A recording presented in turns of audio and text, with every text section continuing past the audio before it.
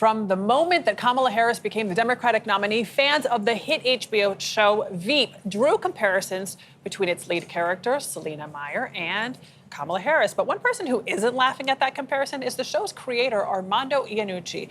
In fact, he's warned that this election is being dominated by conspiracy theories, manipulated footage, cheap jokes, and lies at the cost of real issues.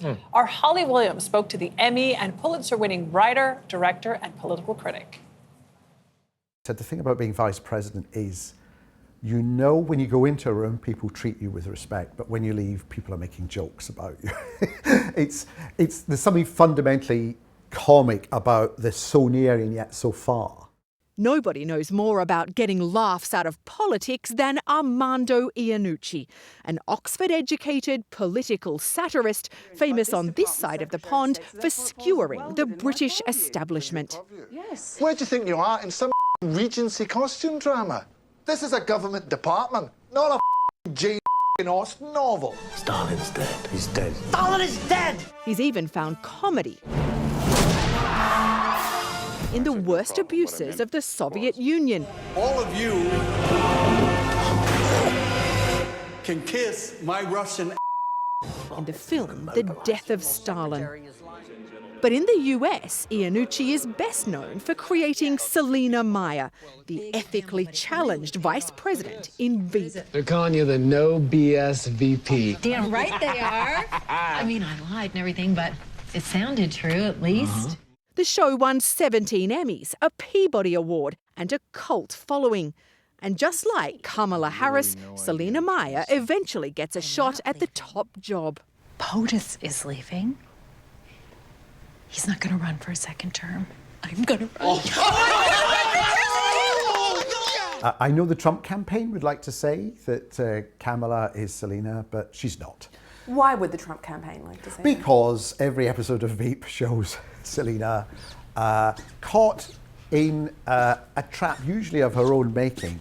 We wanted to show what Washington does to someone who goes into politics for the best of reasons, goes into public service, and then gets crushed or transformed by it in a dangerous way. In fact, Iannucci sounded downright angry at the comparison in a deadly serious New York Times opinion piece, complaining that the issues are being ignored in a US election that's rolled in conspiracy theory and baked under manipulated footage. You're saying the kind of post-truth era has developed after Veep aired. It's politics by social media, where it's harder and harder to know what is actually a fact. Born to an Italian immigrant family, Iannucci recently became a Commander of the British Empire, an award for his work in broadcasting. He told us he has great affection for America, though not for some of its politicians. It always worries me when a politician can't laugh. Are you thinking about anyone in particular there in US politics? While Trump was in office, he kind of judiciously watched Saturday Night Live and then did a critique on Twitter straight after it. He didn't get the joke. He didn't get that. No, well, he said it was a bad joke. You know, if a politician can laugh at themselves, then I think that's a good sign. In Veep, Selina Meyer's run for president ends in chaos. No, I'll tell you what's unprecedented, Kent. A tie is unprecedented. But with this year's real-life election too close to call, Iannucci says there's nothing to laugh about. The world still looks to America for how it conducts its democracy and its advocacy of freedom. So, you know, if central figures in that fight are just making things up, then that gives the green light to a lot of would-be dictators around the world.